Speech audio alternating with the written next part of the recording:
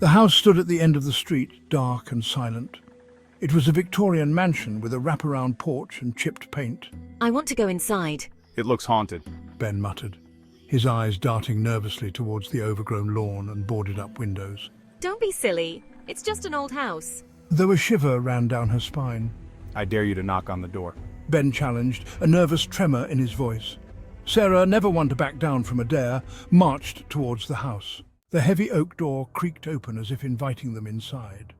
The sound echoed through the empty halls, a haunting melody that sent shivers down their spines. Dust and the smell of decay filled the air, a testament to the years of neglect. The atmosphere was thick, almost tangible, with the weight of forgotten memories. Sarah stepped in, her heart pounding with a mixture of fear and excitement. She could feel the history of the place, every creak and groan telling a story of its own. Wow, this place is really something. It's like stepping back in time, into a world that has been untouched for decades. Ben followed hesitantly, wiping cobwebs from his face. The sticky threads clung to his skin, a reminder of the house's long abandonment. The air inside was heavy and cold, like a breath from the past.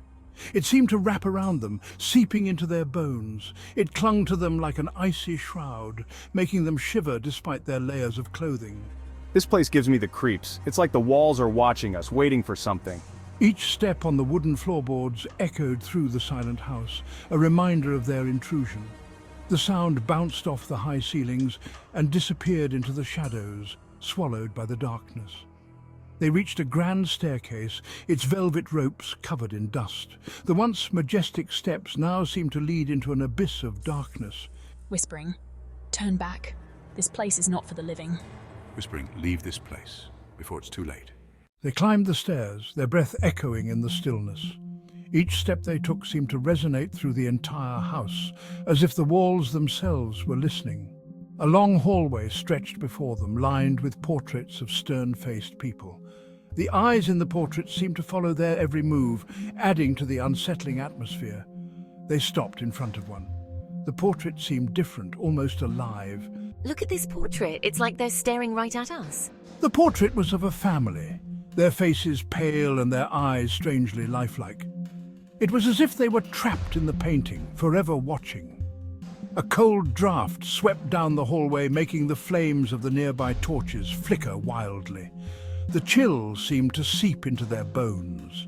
Did you feel that? It's like the temperature just dropped. Ben whispered, his eyes wide with alarm, his voice barely audible, as if he feared being overheard by unseen ears. Sarah nodded, unable to tear her gaze from the portrait's penetrating stare. It felt like the eyes were boring into her soul. The family in the picture seemed to watch their every move. Their eyes followed them, no matter where they stood. This is really creepy. I feel like we're being watched.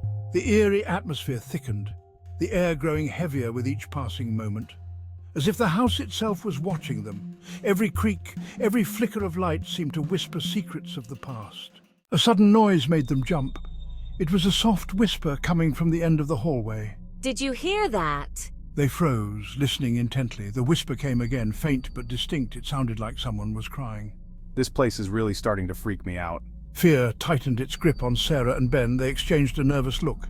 Curiosity warred with fear in their minds. We have to see what it is. Slowly, they tiptoed towards the sound, each creaking floorboard sounding like a scream in the silent house. I don't know if this is a good idea. The whispers led them to a door hidden beneath the stairs. It was an old, creaky door, almost blending into the shadows, as if it had been waiting for someone to discover it for years. It was slightly ajar, and a cold, musty smell wafted from the opening. The air was thick with the scent of decay and something else, something unidentifiable but deeply unsettling.